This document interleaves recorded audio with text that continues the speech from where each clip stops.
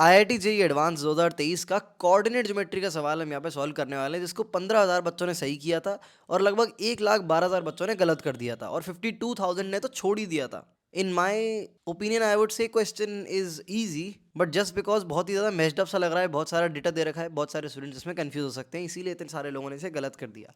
हाल फिलहाल हमें ये देखना है कि तुम इसे कर पाते हो या नहीं, और कर भी पाते हो तो कितनी देर में कर पाते हो। तो सवाल मैंने स्क्रीन पर फ्लैश कर दिया है, वीडियो को पॉज करो, इसको ट्राई करो और कमेंट्स में मुझे बताओ तुम्हारा हुआ या नहीं, और हुआ अभी तो कितनी देर में हुआ, और नहीं भी हुआ तो कहाँ तक पहुँच गए और क्यों नहीं हो पाया।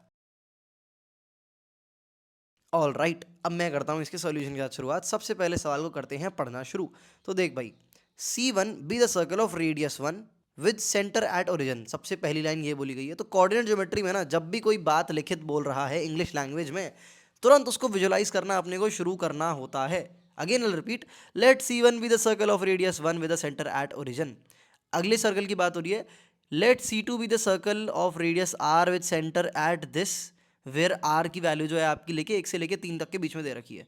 तो ठीक है भाई, सेट है। इतने पार्ट को पहले विजुलाइज करते हैं, फिर कहानी को आगे बढ़ाएंगे। ठीक है, दो सर्कल्स की बात हो रही है, एक का सेंटर हमारा 0,0 पे है, तो ये मैंने इसे बना लिया 0,0, और इसका रेडियस 1 है, तो ये लाइन जो है इसकी लेंथ मेरी 1 हो जाएगी। ठीक है, ऐसा छोटा सा लिख देता हूँ, गंदी सी बड़ी डायग्राम बनाई है मेरी, ड्राइंग इतनी अच्छी नहीं है, होती तो मैथ नहीं पढ़ा रहा होता, सो अपॉलॉजीज फॉर दैट। अगले सर्कल की बात करते हैं भाई, C2 की बात हो रही है यहाँ पे। C2 भाई साहब का जो सेंटर है वो है 4,1। पिंक कलर से इसको बनाने की करेंगे कोशिश। आज वैलेंटाइंस डे के दिन कर रहा हूँ मैं इस वीडियो को रिकॉर्ड, बट एनीवे, तो 4,1। ठीक है, अब कमाल की बात ये है, आई मीन कमाल की नहीं, एक्चुअली सोचने वाली बात ये है, सोचने के बाद जब आंसर आ जाएगा तब वो कमाल की बात बन जाएगी, कि ये जो सर्कल है ये इसको कट करेगा या फिर ये इसे टच करेगा, ये मुझे पता नहीं है। तो मैं डायग्राम कौन सा विजुलाइज करूं भाई, उसी के लिए उसने ये छोटी सी इन्फॉर्मेशन प्रोवाइड कर रखी है कि आर की वैल्यू आपकी लेके 1 से लेके 3 के बीच में होगी। ठीक है, तो सबसे पहले ये जो हमारा इमेजिनरी सर्कल है, जो हमें नहीं पता कट करेगा या टच करेगा, जिसका हमें सेंटर तो पता है, तो सेंटर्स के बीच का डिस्टेंस निकाल लेते हैं दोनों के। ठीक है, तो 4,1 और 0,0 के बीच के डिस्टेंस की बात करेंगे, तो ये आ जाएगा 16 + 1 का अंडर रूट, तो ये 4 पॉइंट समथिंग ही आएगा, ये हमें पता है। तो ये जो डिस्टेंस हो जाएगी ये 4 पॉइंट समथिंग होगी। This is actually nothing but C1 C2 है ना, दो सर्कल्स के सेंटर के बीच की डिस्टेंस। अब दोनों की रेडियस की बात करते हैं, तो एक की रेडियस 1 है और एक की रेडियस एट वर्स्ट केस 3 हो सकती है। 3 भी नहीं हो सकती है ना, 3 से छोटी है, आर जो है हमेशा 3 से छोटा है, हमें दे रखा है यहाँ पे। तो 1 + 3 4 जो है इन दोनों सेंटर्स के बीच की, सॉरी दोनों सर्कल्स की जो रेडियस है उनका अगर सम करेंगे तो 4 नहीं हो पाएगा, 4 से हमेशा छोटा ही रहेगा। इस चीज़ को फील कर रहे हो, 4 एग्जैक्टली 4 के बराबर नहीं हो पाएगा, बिकॉज यहाँ पर उसने इक्वालिटी नहीं दी है, हमेशा लेस देन 3 है।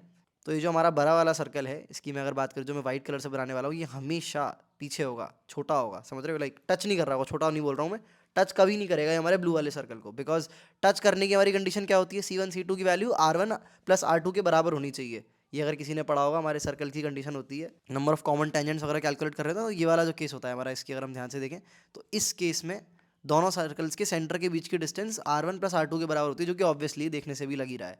ठीक है, तो इस केस में जो R1 + R2 है वो हमेशा C1 C2 से छोटा ही होगा, तो ये कभी भी टच नहीं करेंगे। तो डायग्राम भाई विजुलाइज करने में मदद मिल रही है, कोऑर्डिनेट है भाई, it's all about visualisation, all about भी नहीं बट हाँ, a large part of it definitely yes.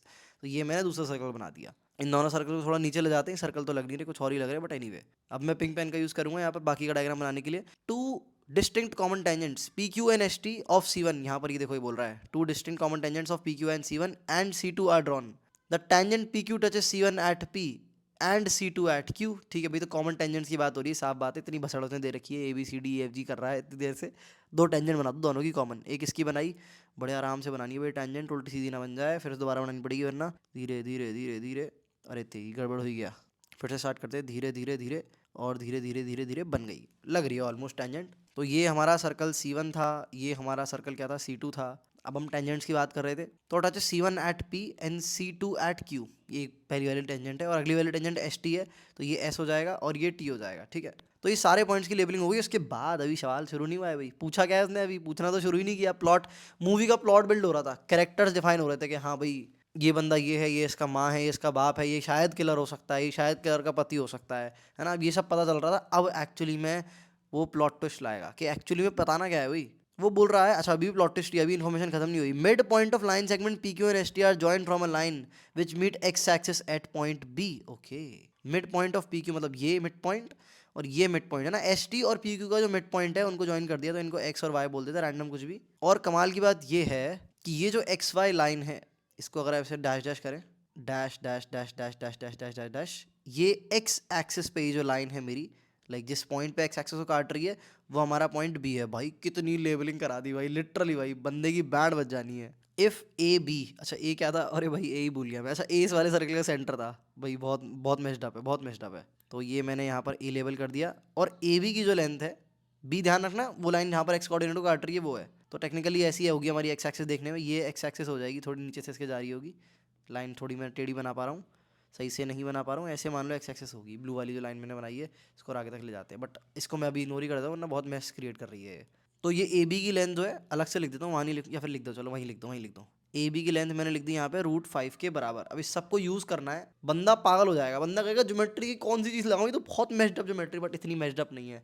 Circles chapter का एक बहुत ही छोटा सा कॉन्सेप्ट यूज़ होना है। अगर किसी को अभी भी फील नहीं आया है, अभी वीडियो को पॉज कर दो और कमेंट्स में मुझे बताओ कि इस टाइम स्टैम्प पे मैंने पॉज किया और मेरा आंसर आ गया। लाइक अभी भी पॉज करके ट्राई करके देख लो, इस डायग्राम को देख के, अभी भी सर्कल का एक बहुत छोटा सा कॉन्सेप्ट यहाँ पे यूज़ होना है। ऑल राइट, आई होप सभी ने यहाँ पर फेयर ट्राई दिया होगा, एक और बार मैंने तुम्हें मौका दिया ट्राई करने का, और कुछ लोगों का हो सकता है आंसर आ गया। आई एम क्यूरियस टू सी कि कौन है वो बंदा, इसका बीच में आंसर आया फिगर को देखने के बाद। हाल फिलहाल मैं बताता हूँ वो कॉन्सेप्ट क्या है, वो है रेडिकल एक्सिस। एक्चुअली अगर हम यहाँ पर ध्यान से देखें रेडिकल एक्सिस क्या होता है, इसको मैं एक बार दिखाता हूँ अलग से डायग्राम में। ये दो सर्कल्स है मेरे, जब मैं दोनों सर्कल्स की इक्वेशन को माइनस करता हूँ तो मुझे एक स्ट्रेट लाइन की इक्वेशन मिलती है, ठीक है। जैसे ये एक मेरा S1 सर्कल है, ये मेरा S2 सर्कल है, तो S1 माइनस S2 करूँगा तो एक स्ट्रेट लाइन मिलेगी। तो लेट से वो स्ट्रेट लाइन यहाँ पे, तो स्ट्रेट लाइन पे इस पॉइंट से कोई भी पॉइंट उठा लो, रैंडम कोई भी दो पॉइंट उठा लो, इस पॉइंट से टेंजेंट की डिस्टेंस और इस पॉइंट से टेंजेंट की डिस्टेंस जो है वो सेम होती है, मतलब ये दोनों बराबर हो जाएंगी और ये दोनों बराबर हो जाएंगी।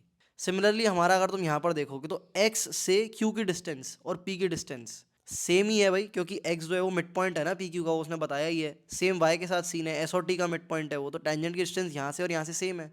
तो अगर हम x और y को ज्वाइन करते हैं तो हमें मिलेगी हमारी प्यारी सी भोली सी रेडिकल एक्सिस। इस चीज़ को फील कर पा रहे हो, x से और y से दोनों पॉइंट ऑफ कॉन्टैक्ट्स की डिस्टेंस सेम है, वो उसने ऑलरेडी दे रखा है, बिकॉज x जो है मिड पॉइंट है पी क्यू का, और p और q खुद पॉइंट ऑफ कॉन्टैक्ट्स है, और सेम y के साथ सीन है। एस और टी से सेम डिस्टेंस है, बिकॉज वो मिड पॉइंट ही, और वो एस और टी दोनों टेंजेंट जो है हमारे उसके पॉइंट ऑफ कॉन्टैक्ट्स हैं। तो यहाँ से भाई हमें पता चल गया कि ये जो मैं नई लाइन बनाने वाला हूँ इसको रेड कलर की लाइन बना देते हैं, एक्स और वाई को ज्वाइन करते हुए डा डा डा, ये हमारी है रेडिकल एक्सिस। तो यहाँ पर मैं अब कहानी को आगे बढ़ाता हूँ। जिन लोगों ने ठीक ठाक सवाल करे होंगे वो हाल विजुअलाइज कर पा रहे हैं, जो थोड़े कंफ्यूज है बात को दोबारा रिपीट करके देखें, कंफ्यूज हो तो यूट्यूब पे जाके किसी वीडियो में समझो एक्चुअली रेडिकल एक्सिस होती क्या है, ठीक है। तो यहाँ पर जो है पहले दोनों सर्कल्स की मैं इक्वेशन यहाँ पर लिखना चाहूँगा, पहले वाले की तो बड़ी आसानी से लिख लेंगे। सेंटर ओरिजिन है और रेडियस इसका 1 है, तो X square plus Y square साथ में माइनस का 1 आ जाएगा इक्वल टू 0। और अपने अगले सर्कल की बात करेंगे तो उसका रेडियस अपने को नहीं पता है, तो ये बन जाएगा x माइनस 4 का होल स्क्वायर और साथ में आ जाएगा y माइनस 1 का होल स्क्वायर, और इसकी जो रेडियस है हमारी वो r स्क्वायर के बराबर इन लोगों ने एनीवे दे रखी है।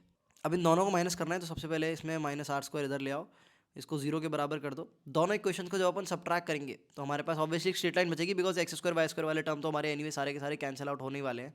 तो when you will do the subtraction you will get 8x साथ में माइनस का 2y साथ में प्लस का 17 बराबर r स्क्वायर माइनस 1। मुझे डायरेक्ट पता था इसका क्या सोल्यूशन आएगा, ऑब्वियसली कोई खुद से सॉल्व करेगा तो पूरी इक्वेशन खोलेगा फिर सब्ट्रैक्ट करेगा, एक्स स्क्वायर वाई स्क्वायर काटेगा, बट मैंने डायरेक्ट लिख दिया, ठीक है। अब यहाँ पर ये जो स्ट्रेट लाइन है बोला है कि ये जहाँ पर एक्स एक्सिस को काटती है उस पॉइंट से ए पॉइंट का डिस्टेंस √5 है, बस हो गया सॉल्व। ये एक्स एक्सिस को कहाँ पे काटेगी, जहाँ पर इसका y 0 हो रहा होगा, तो y को 0 कर देते हैं, तो 8x साथ में 17 और साथ में ये बराबर हमारे पास r स्क्वायर माइनस 1 के बराबर आ जाएगा। x की वैल्यू हमारे पास आ जाएगी 18 minus r square divided by 8, ये x की वैल्यू आ गई पूरी तरह से।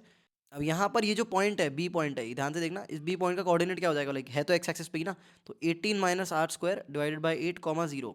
इसकी जो डिस्टेंस है मेरी कहाँ से 4,1 से, ये डिस्टेंस इसके बराबर है √5 के बराबर, बस ये डिस्टेंस हमें कैलकुलेट करनी है।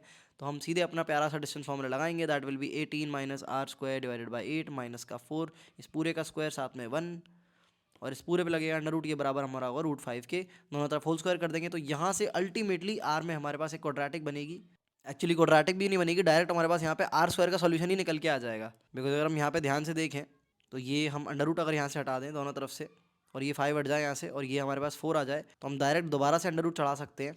यहाँ पर अंडर रूट ऑफ 4 जो है वो हमारा 2 बन जाएगा, और 18 minus r square divided by 8 minus 4 की वैल्यू हमारे पास 2 के बराबर आ जाएगी। प्लस माइनस 2 दोनों लेके चल सकते हो, और अकॉर्डिंगली यहाँ पर r स्क्वायर की जो है वैल्यू 2 के बराबर आ जाएगी।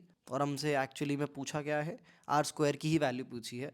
तो this is how this question is suppose to be solve. नीचे की कैलकुलेशन मैंने बहुत फास्ट फॉरवर्ड में कर दी, because I knew the results already, but calculation में ऑब्वियसली इंसान को लेट्स से थोड़ा सा और टाइम लग सकता है ना, 30-40 सेकंड और लग सकते थे मेरे को, अगर मैं प्रॉपर एक एक टर्म की कैलकुलेशन करता। ठीक है, तो कई बार स्टूडेंट्स को फेक बिलीव हो जाता है कि सवाल इतना आसान है, हल कर दिया इसने, मतलब इतना भी आसान नहीं है, थोड़ी कैलकुलेशन है, इसीलिए मैं बार बार इस चीज़ को रिपीट करता रहता हूँ कि कैलकुलेशन भी इसमें लगेगी।